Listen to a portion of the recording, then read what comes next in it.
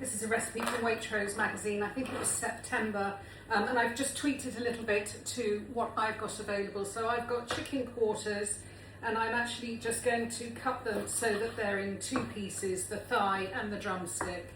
This is a perfect example of why juks can be very useful, freeze-dried ingredients, because I've got garlic but I haven't got any ginger. So in a bowl I have put half a teaspoon of juks ginger and half a teaspoon of juks garlic, and I'm just going to mix that with a little bit of water and leave it for 5 minutes. Into a bowl I'm adding 2 teaspoons of ground cumin, about a quarter of a teaspoon, 50 ml of pomegranate molasses, I just weigh it, it's easier, 20 ml of honey.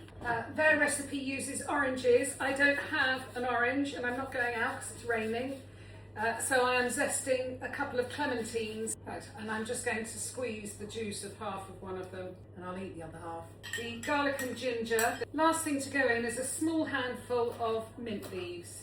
A tablespoon of olive oil. I salted my chicken yesterday, but you can add a couple of pinches of salt. Put your chicken into the marinade, coat it thoroughly, and set it aside for at least an hour, or ideally overnight. Time to cook the chicken. I have preheated the oven to 200 degrees, and this lovely marinated chicken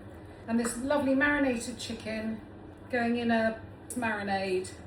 It's going to go in the oven. I'm going to baste it every 10 minutes, and I'm going to turn the chicken over halfway through its cooking time. Oh, it's going in for 40 minutes.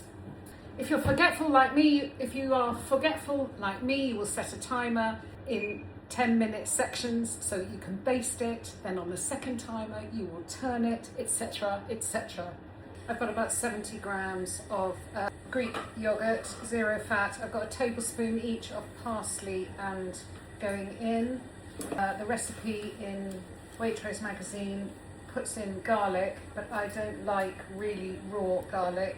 So I'm going to blanch my garlic in boiling water for a couple of minutes just to take the real garlicky flavour out of it. You know, the one that repeats on you, the nasty. So I'm going to blanch this. I've got a pan of boiling water and I'm going to blanch my garlic for about a minute and a half. It just stops the garlic breath. I'm going to blanch my garlic for about a minute and a half. Doing that, when you put raw garlic in something, stops you getting garlic breath. That's my garlic clove that I've blanched for about a minute and a half. I'm putting in a sprinkling of sea salt, and I'm using my mortar and pestle to turn it into a lovely paste.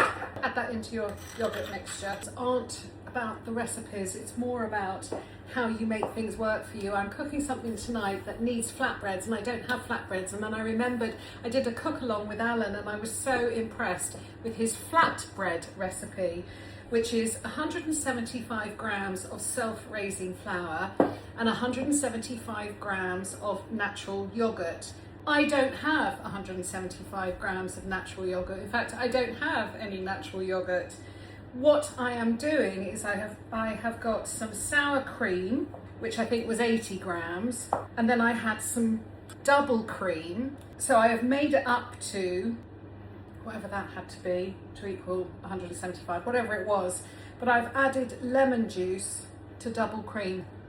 So it's all going to have the same effect. What I'm trying to illustrate here is don't be tied to a recipe. So here we are, no yogurt, but I'm doing a mixture of sour cream.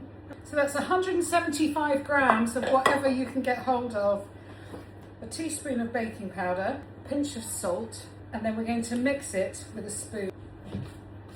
I'm going to bring this all together now with my hands. So I'm tipping it out. I'm just bringing it together. I'm going to put it back in my bowl, cover it with a tea towel until we're ready to cook. So I'm going to cut it in half using my dough scraper, and half again, and half again.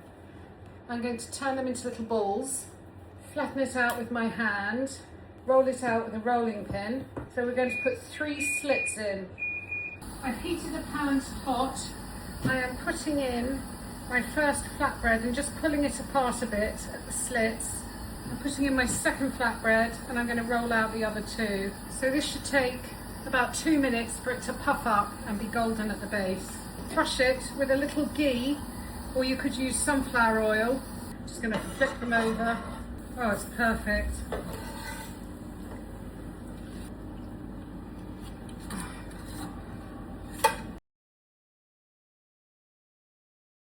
Just while the chicken's cooking, I'm going to prepare my plate. I'm putting half of the yogurt on the plate, spread it around. Chicken is out, let it rest for 10 minutes. You're looking for an internal temperature of 75 degrees. Don't worry about how messy the pan is, because if you just soak it overnight in water, it will all just come off. Time to serve. I'm going to put 1 drumstick and 1 thigh on the yogurt.